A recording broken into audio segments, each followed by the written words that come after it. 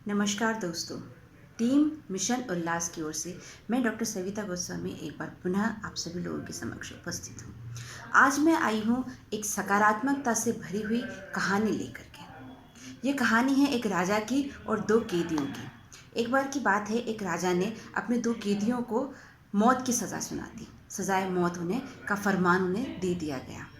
तब उन दोनों कैदियों में से एक कैदी था जो ये बात जानता था कि ये जो राजा हैं इनको अपने घोड़े से बहुत प्यार है। तो उसने अपना थोड़ा सा दिमाग लगाया, उसने सकारात्मक सोच के साथ में एक विचार उसके मन में आया और उसने राजा से कहा कि राजा साहब, अगर आप मुझे बख्श दें, आप मुझे माफ़ कर दें, तो मैं आपका ये जो घोड़ा है इसको मैं उड़ना सिखा सकता हूँ 1 साल के अंदर।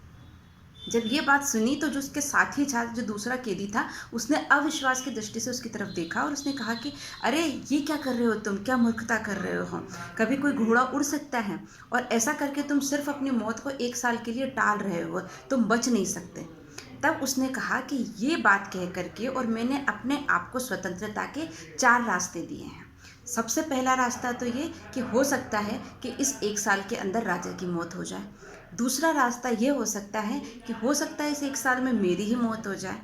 तीसरा ये है कि हो सकता है कि इस साल के अंदर वो जो घोड़ा है जिसे हमें उड़ना सिखाना है उसकी मौत हो जाए। या फिर चौथी बात और सबसे ज़्यादा खास बात कि ये भी हो सकता है कि मैं सच में उस घोड़े को उड़ना सिखा दूँ। यह था उसका सकारात्मक रवैया।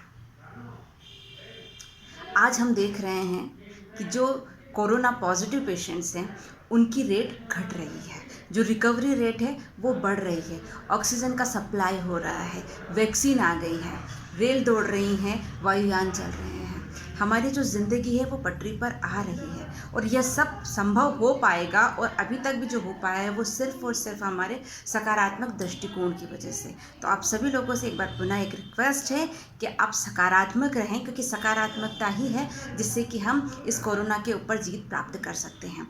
हमेशा अपने लिए और अपने आसपास के लिए, अपने वातावरण के लिए, सबके लिए स्वास्थ्य की मंगल कामना करें।